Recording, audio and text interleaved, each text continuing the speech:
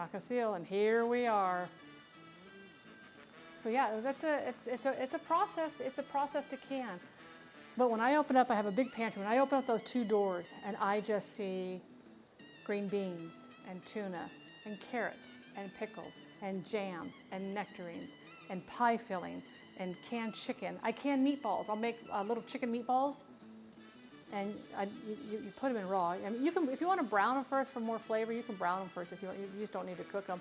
Put them in the jar, top them off with chicken stock, boom, meatballs. So then, if there was one time we came home from Portland, from the airport, super long drive, all I had to do was I opened up a pint jar of my canned potatoes, a jar of my meatballs, and some of my carrots, and they all went into the skillet, fried them all up real fast. We had dinner. Best thing ever. What's something you would never want to can? Meaning, I don't want to can it because I don't eat it, or you never want to can it because it's unsafe for you to can it. So that can mean 2 different things for me. And I want to make sure I answer the right question. Whew. Oh, that's what I could do. I could put the lid back on. Whoa. I could put the lid back on this and keep some of that steam heat out. Whew. Never want to can it because it's just not good tasting after being canned. Oh, that's a good question. I can give you a really good example. So when I can chicken, I prefer when I grill chicken. Let's start with that. When I grill chicken and cook chicken for dinner, it's always chicken thighs. When I do fried chicken, when I do baked chicken in the oven, whatever, it's always chicken thighs. They're juicier. To me, they have more flavor. Bone-in chicken thighs. When I'm canning, you can do it in the quart jars. You can can bone-in chicken thighs or bone-in chicken legs, or you could can chicken, just plain chicken breast. You cut the rib cage out, and you're just going to cook the chicken breast in there, and you have a great product. Chicken thighs, to me, taste horrible after they've been canned, and I think it's because of one, they have more fat in them, and I've done them. They're worse with the bone. The bone gives them a very gamey flavor to me. So if all I can get is chicken thighs to can for chicken thighs, I trim as much fat off, no skin. We're pulling the skin off. I trim as much fat off as I can. I take that bone out as well because there's a flavor to processed chicken like that just is like, ugh. Not safe to can. Hello, Thiago. Thiago Titico 14. How are you today? Nice to see you. Nice to see you. Happy Wednesday. We just got done canning up a whole bunch of nectarines for sliced nectarines that you can have on cereal, or you can just eat out of the jar with some toast or whatever. Also got a couple of the bigger cans here that's pie filling, nectarine pie filling. So we got a lot of stuff that's actually going. That's pretty tasty stuff. But not safe to can if you're like I did the first time I started canning. I did my turkey noodle soup. I was so proud of it. It was a perfect batch. It was delicious. Canned them all up in quart jars. This is before I was trained as a master food preserver and before I became the program director. So this was way back in the day. And I told somebody about my soup, and they're like, oh, what's all in it? And I told them, turkey. I have some of the gravy that goes in there. I put some of the stuffing into my stock. And they're like, and I put my egg noodles. And they're like, so you can't can anything with flour. Oh, there goes my gravy. Can't can anything with breads and stuff. Oh, there goes my stuffing. And you can't can with noodles. Ah, shoot. And because I had processed it, it had been sitting, and I hadn't eaten it yet, but it was in my pantry for like 2 weeks, I had to throw it all away. That's what's disappointing. I want nectarine pie now. Oh, it's so good. I love the nectarines. Wait, what your job is? Master Food? Yes, I am a trained and certified Master Food Preserver with the state of Oregon. I also work for Oregon State University as the program director for the Master Food Preserver program, and I train, teach, and certify new Master Food Preservers that then go out into the community and teach classes on canning fruits and vegetables, pickling, meats, dehydration, fermentation, whatever, and they do community classes. And we haven't been able to do a community class since 2020.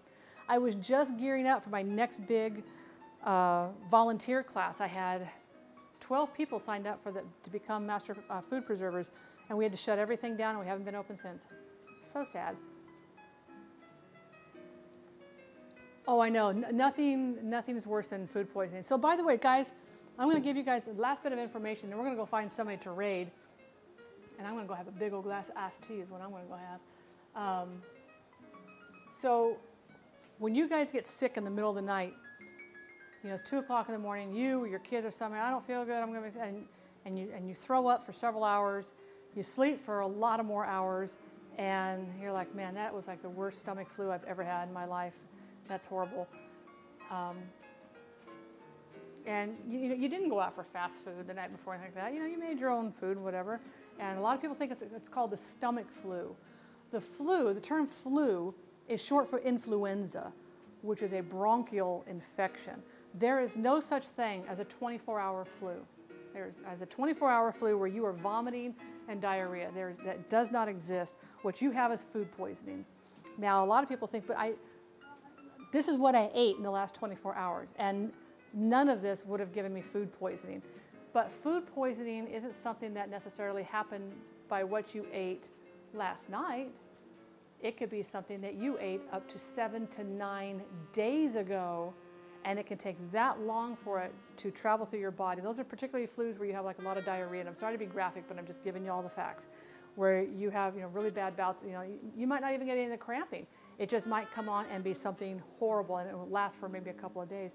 But these are all food-borne illnesses. So these are things that Listeria, E. coli, all those type of things can take anywhere from 24 hours to days for them to manifest. So, and if you ate something that has the potential for botulism, 7 to 9 days, it's pretty scary. So then, now think about this.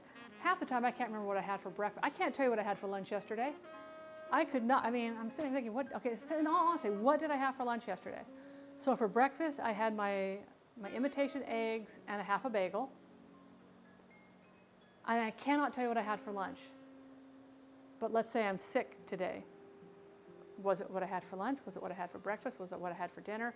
So it can take a long time for things to actually show up. And then if you can't remember what you had. Now, the one critical thing is if you open up a can of low acid foods, we're talking green beans, we're talking meats, we're talking any type of vegetable that has not been pickled, that can be that's a low acid food, and you eat it, and if you don't know like how long it was processed, maybe somebody gave something to you, always ask them, how did you prepare this?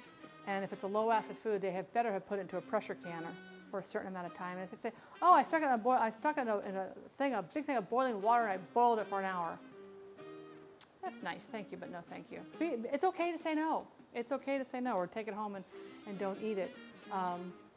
Okay, so here's my other life question. If you got food poisoning from something and you get diarrhea for like 5 days later, will the diarrhea thing that made you sick or just the most current thing? Like, does it hang out in your body? Okay, so 2 things can actually trigger with that. So one, usually if things pass, okay, and you have this onset for 2 or 3 days, always let things run their course for 72 hours. Make sure you stay hydrated though. Make sure you're drinking lots and lots of water. And speaking of which, I'm gonna drink some more water here. Hold that. There we go. Let it run for 72 hours. Anything that goes on longer than 72 hours, see your doctor. And tell him, hey, try and make up a list of what you ate. Try to remember if you went somewhere and just start writing things down and whatever. The biggest thing is a lot of times we throw away containers. We prepared something, we ate something, we tossed the container in the trash.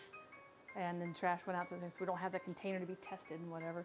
So anything that lasts 72 hours, definitely seek medical help. And the reason why sometimes it can last longer than 72 hours, one, your body can become what's called triggered, meaning your brain reacts that it still thinks it's being attacked by whatever started the whole process in there.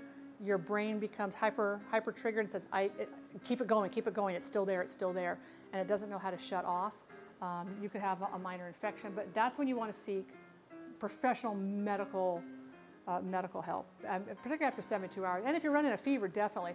Now, if you've eaten something out of a can, you can get, my mom had to take my dad to the hospital. This is back when they were early married, before my sister and I were even a twinkle in their eye, because she had a dented can of green beans, bought it because it was on sale. They were eating dinner that night. She didn't eat any of the green beans, he did. And he got violently ill. And they were worried about botulism. So that's one of the things on there. But botulism, one of the first symptoms of botulism is vision. Your vision goes. You know, it's like everything's like fuzzy. If any of you wear glasses and you've been frying chicken, right? And you get like all the grease splatters, like all your glasses are covered in grease. You're like, man, you're like, oh, well, no wonder my vision's blurry. One of the first signs of botulism is blurred vision and then slurred speech. A lot of times it gets diagnosed as a stroke. Okay, so if you think you've eaten, and it usually hits you within 24 hours. 24 hours, you'll. So if that does happen, get medical counseling immediately. If you still have the container, take the container with you. Yeah, these are some potatoes, you know, that either I canned or a friend canned or whatever, and my vision is all wonky. You know, you may feel like you're like you've got like word salad, like your tongue feels thick, you know, but particularly your vision. And tell them those symptoms, because better they start you on the treatment right away. Not all hospitals carry the serum for it, so we want to make sure you get help right away. Now, dented can is not so bad. Dented cans, but in the case of my mom, it was a dent, but it didn't break the seal. So no air got in there, but the dent was enough that it was, you know, it should have been like an indicator for them. But botulism loves an anaerobic condition, meaning no oxygen. So if you have air in something, you're usually a lot safer with that. It stressed me out to eat it. I know some people that can pesto with Parmesan. No, you cannot can pesto. Pesto is something that you have to store in your refrigerator. It lasts for about 7 days, and then you need to discard it. But you can freeze pesto. Freezes beautifully. I just pour a little extra olive oil over the top to kind of, and then put some saran really nice and tight, actually touching the olive oil, and then put it in the freezer. But yeah, you cannot. Pesto cannot be canned. It's not safe for canning. And the cheese, you can't can the cheese. So yeah, pesto is a very high botulism risk because of the garlic and the pesto itself and the basil itself. And botulism grows really well in the soil on the West Coast than it does on the East Coast. So we need to go find somebody to raid. If you guys have more canning questions, man, I will sit here for an hour and answer canning questions. I don't care. I got the time. I can do it. Let me put that over there. Oh, garlic and basil. Yes, particularly garlic. And you will see a lot of times people will take, and I've seen this. I've already seen. So here's the hardest thing for me, because of my job. Okay, because this is what I am trained to do. This is what I certify for. This is what I research. I'm constantly reading updated, publications and stuff like this. And do I know everything? Heck no. Heck no. I know where to find the information if I have to. But I go into other people's streams and I will see them do something that literally triggers me. And I either have to leave the stream or I have to keep my mouth shut. It's not my stream. And I'm not going to come in there as the canning police. I would like to come in and say, so just so you know, but they may not know me, right? They don't know me based on what I do. I would love for every streamer out there to know who Kanara is, to know what I do, so that if I do come into their stream and I see them doing something, I can say, hey, that has bad potential behind it. I can show you a safe way to do an alternative, but don't do that. And they'd be like, oh, that's Kanara talking, guys. We're not doing this now. And they would understand that, look, I'm telling you this because it's dangerous. But one of the things that we see a lot of people doing is filling a jar with whole garlic cloves, pouring honey over the top, and letting it cure on their counter for 6 months. That is a botulism nightmare right there. That is a botulism nightmare right there. Never can get rid of Kanara. Oh, I can show you how to can. I can teach anybody how to can. Anybody how to can. You just got to have the equipment, just got to have the time, and you want to learn how to do it. There's a lot of wonderful things. Yeah, and we see it a lot. But what happens is that clove of garlic is completely sealed, right? So what's in the middle part? This is something that's grown in the ground, right? So that's where the botulism is. The botulism is in the dirt. Garlic is in the dirt. Anything that was in the dirt is taken up into the garlic, the leeks, the tomatoes, everything. It's all connected, right? Botulism in and of itself, out in its live environment, it's not colostrum. My brain is fried from the heat. It's when it gets into an anaerobic condition, like these. Well, particularly low acid foods. Not so much this. Is, a lot of low pH in here because of the nectarines. That it forms these spores. Those are the botulism. Those spores that grow. Those are the things that'll get you. He was like, yes, there's botulism in the wrist, but it's really low. A mushroom is a spore. Exactly. A mushroom is a spore. So the garlic, now you have this encapsulated clove of garlic that's completely sealed, right? Nothing can get into the center. If you set it out on your counter, well, maybe do this. Go get yourself a big clove of garlic. Go put it on your counter somewhere. Somewhere where you know where it's at, somewhere that, a spouse, house cleaner, whatever, isn't going to throw it away. Stick it on your counter. Put a Post-it note under it, write down the date. Tell me how long it takes for that piece of garlic to dry out 100%. I think you guys would be surprised how long it's going to take for that garlic to dry out. So because of that, because it's encapsulated, the air is not going to get in there. Air could get in there if we let it sit out in the air. Eventually, all the moisture is going to get sucked away because it's going to evaporate from the outside edge. The inside of that outside edge is going to say, I need more moisture. It's going to pull it from the middle.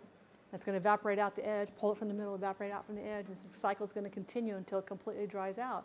But what are we doing? We're now taking a very thick, viscous liquid known as honey, which does have a lot of microbial benefits to it, right? But we're pouring it all over that garlic. The honey is only penetrating the outside of that garlic. It's only touching the outside. The inside is now in a perfect anaerobic condition. So it becomes a big red flag. Because I have garlic that sits there for like 4 million years and grows a family. You go in there and it's like, oh, but you can still use that garlic. So if you do plant your garlic or something like that, you can actually go plant those. You can actually grow garlic off of there. But if those long ramps, so take that garlic and put them on a damp sponge. So take like a little Tupperware, cut a piece of sponge in there, take those little garlics and the ones that are sprouting, and put them in there. And when those garlic scapes get really, really long, cut those off and use them like chives. They are so delicious. It's such a light garlic flavor. They're absolutely wonderful. Absolutely wonderful. I know garlic is like you find that potato, you're like it's got eyes poking out everywhere. I'm gonna live. I just gotta find some nutrients to put my roots. So who should we go raid? We are getting late in the day. Ooh, Ingrediology is on. What is he making today? Oh, he's making dinner. Who knows what dinner is, but he's making dinner. And I don't think any of my garlic is sprouting, but it does happen. Particularly garlic that's not been sprayed. They will spray, I don't remember what the chemical is off the top of my head, but they will spray a lot of fruits and vegetables with a chemical that keeps them from sprouting, that keeps potatoes from growing eyes and garlic and onions from sprouting those long green fronds that come off of it. So yeah, it can be quite fun. So I think we're going to go over and raid, what's Chef Nagin doing? She's in downtown Disney. Let's go raid somebody who's actually cooking something up. So let's go over and raid Ingrediology. Remember, he's doing those wonderful boxes. How long has he been on? Does anybody know how long Ingrediology has been on? I don't know how to check that without leaving the channel. Well, that's okay. We're just going to raid him anyway. He is absolutely fun to watch. Raid Ingrediology. I really have a lot of respect for Logan. So you guys, don't forget this coming Sunday. Oh, thank you so much for that follow, DL Miller.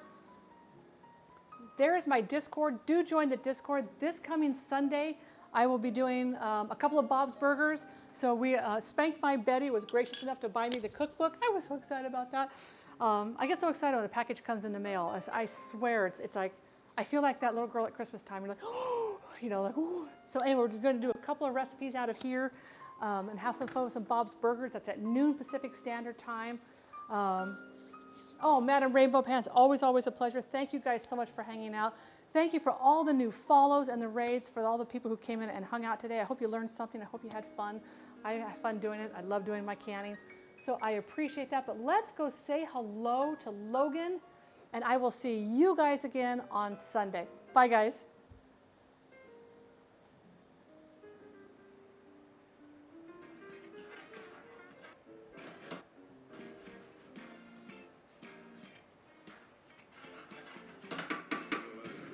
All right, in goes our garlic and our ginger. Oh my gosh, we got a second raid coming in, guys. You are too kind to me.